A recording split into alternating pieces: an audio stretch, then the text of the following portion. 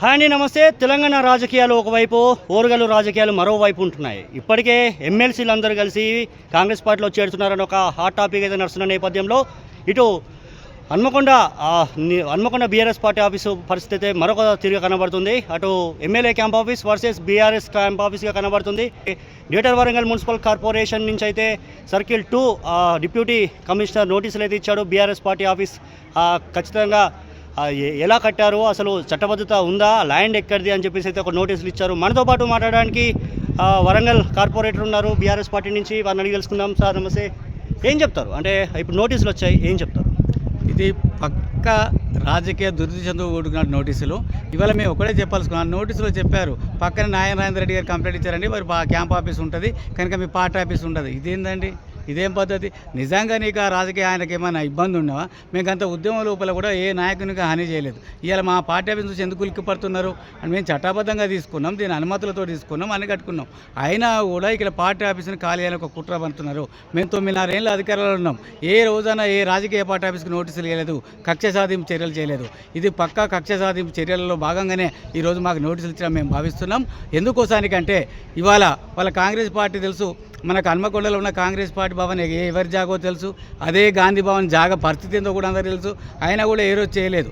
ఇలా వీరు దీన్ని పట్టుకొని చేస్తున్నారు, అన్ని అనుమతులు ఉన్నప్పుడు కూడా చేస్తున్నారు. దీన్ని కక్ష సాధింపు చర్యలు ఇస్తున్నాం. నారాయణ రెడ్డి గారికి ఇక్కడ క్యాంప్ ఆఫీస్ కనుక వారికి ఏమైనా ఇబ్బందులు ఉంటే ఇక్కడి నుంచి కాలేసి ఇంకొకటి తీసుకోమని, దీన్ని ప్రభుత్వ ఆఫీస్కి ఇవ్వమనండి. ఏముంటుంది ఇక్కడ, ఓ ఆర్డీఓనో ఒక అడిషనల్ కలెక్టర్ ఉంటారు, ఇంకొకటి ఉండొచ్చు, ఇంకో ఆఫీస్ కానీ ఇచ్చుకోవచ్చు. అంతే తప్ప నా పక్కన ఇక్కడ ఎట్లా ఉంటుందో హుకుంతో చేస్తున్నారు ఈ నియంత్రిత ధోరణులను. అంటే మీరు ముందు నుంచే చెప్పారు, అంటే ఒక 6 months బిఫోర్ నుంచే ఇలాంటి సిచ్యువేషన్ మాకు ఎదురవుతుంది, మా మీద దాడులు అయితే అని చెప్పేసి బీఆర్ఎస్ నేతలు ముందు నుంచే చెప్తున్నారు. ఇవాళ ఎందుకోసానికంటే ఇవాళ మనకు తెలుసు, ఇవాళ రేవంత్ రెడ్డి గారి యొక్క నేచర్ తెలుసు, రేవంత్ రెడ్డి గారి యొక్క ప్రవర్తన తెలుసు, కాంగ్రెస్ పార్టీ యొక్క దుస్థితి తెలుసు. కనుకనే ఇటువంటి చేస్తారని ముందే ఊహించుకున్నాం. మాకు ఇవన్నీ చేస్తారని కూడా అనుకుంటున్నాం. ఇదే కాదు, అక్కడ ఆయన గురువైనట్టు చంద్రబాబు ఆంధ్రలో స్టార్ట్ చేసిండు, ఇక్కడ నేను కూడా ఎందుకు స్టార్ట్ చేద్దానే ఉద్దేశంతో ఇవాళ రేవంత్ రెడ్డి గారు తెలంగాణలో ఇవన్నీ ఏర్పాట్లు చేస్తున్నారు. దీన్ని ప్రజలు చూస్తున్నారు, మేధావులు విద్యార్థులు అందరూ కూడా గమనిస్తున్నారు. తప్పనిసరిగా దీన్ని ఎదుర్కొంటాం, చట్టబద్ధం వేసుకుంటాం. ఈ నోటీసు ఇంతకుముందు అందాయి, దీన్ని మా అధిష్టానానికి దృష్టికి తీసుకెళ్ళడం జరిగింది.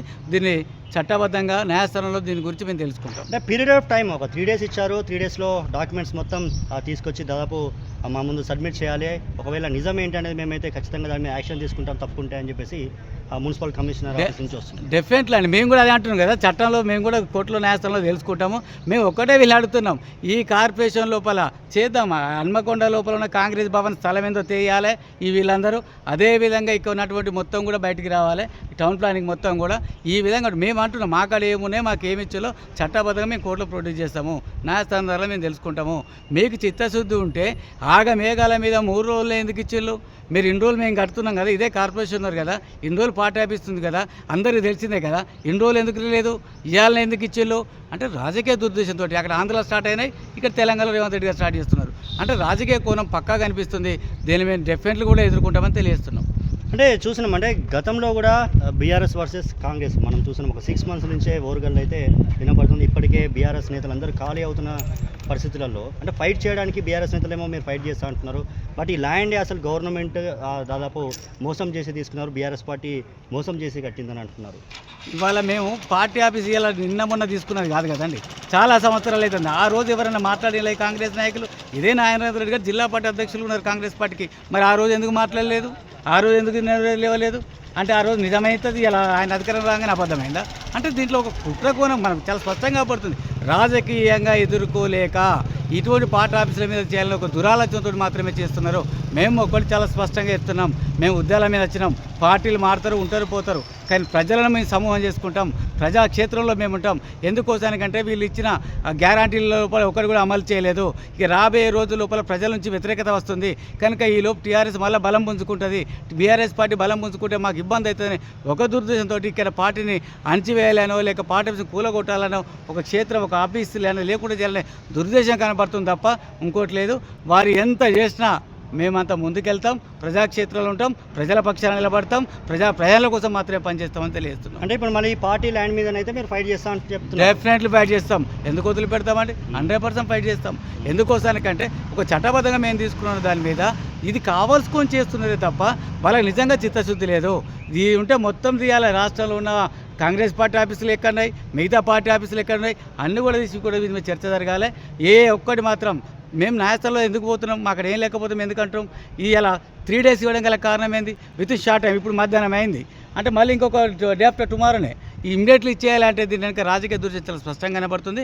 కనుక అధికారులు ఇలా ఈ అధికార పార్టీ నాయకులకు తలొగ్గి ఇలా వివరిస్తున్నారని మేము భావిస్తున్నాం. రైట్, థ్యాంక్ యూ అండి. చూస్తున్నామంటే కావాలని రాజకీయ ఉన్న బీఆర్ఎస్ నేతల నుంచి ఎలాంటి రియాక్షన్ వస్తుంది, అదేవిధంగా కాంగ్రెస్ నేతల నుంచి ఎలాంటి రియాక్షన్ వస్తుంది, వీళ్ళు అందుకున్న నోటీస్ ఏదైతే ఉందో ఆ నోటీస్కి రిప్లై బీఆర్ఎస్ నేతలు ఏమిస్తారు అనేది ఒక 24 hours తెలియనుంది. జీడబ్ల్యూఎంసీ అధికారులు ఎలా రెస్పాండ్ అవుతారు అనేది కూడా మనం కూడా వేచి చూడాల్సిన పరిస్థితి. బీఆర్ఎస్ పార్టీ ఆఫీస్ నుంచి యోగి, తొలి వెలుగు, వరంగల్. అసలైన తొలి వెలుగు. ఫాలో వాట్సాప్ @తొలి వెలుగు official.